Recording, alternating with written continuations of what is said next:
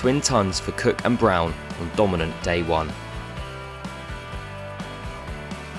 Champions in 2019 and Bob Willis Trophy winners in 2020, Essex have been the most successful Red Bull side in recent years and go into the season as favourites for the title.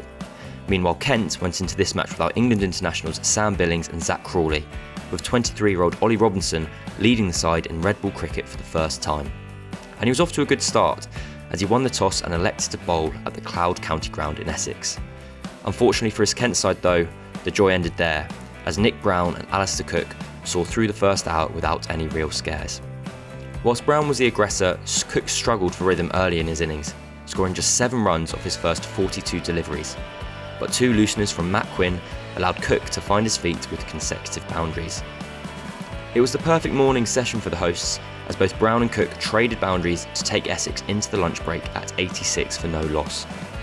Into the afternoon session, and Essex picked up where they left off, Browne completing his half-century with a drive off the bowling of Quinn, before Cook brought up the century opening stand on a blustery opening day in Chelmsford.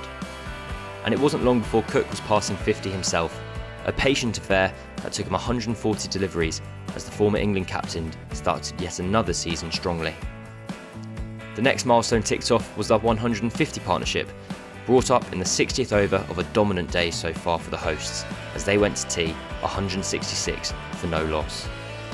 More progress followed for the hosts after the break, 200 up without loss courtesy of another Browne boundary. As the close of play drew near, both batters were well into the 90s, but it was Browne who reached 3 figures first, his century coming off 243 balls. But before Cook would reach his 3 figures, Browne's resistance was ended, clean bowled by Jackson Bird to finally end a fantastic partnership of 220.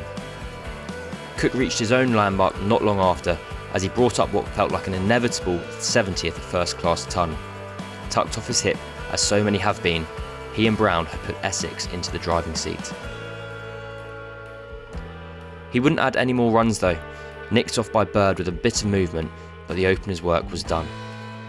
It was over to Dan Lawrence and Tom Westley as they went past 250 in the 91st over, but then Essex started to stumble. Lawrence fell LBW to Quinn. And they're in danger of spoiling their good day when night watchman Porter was strapped LBW by Nathan Gilchrist to make the score 262 for 4. They'd close on 272 for 4 thanks to those dominant hundreds from Browne and Cook up top, but perhaps they had just opened the door for Kent in that final session. Lots to play for early on day 2.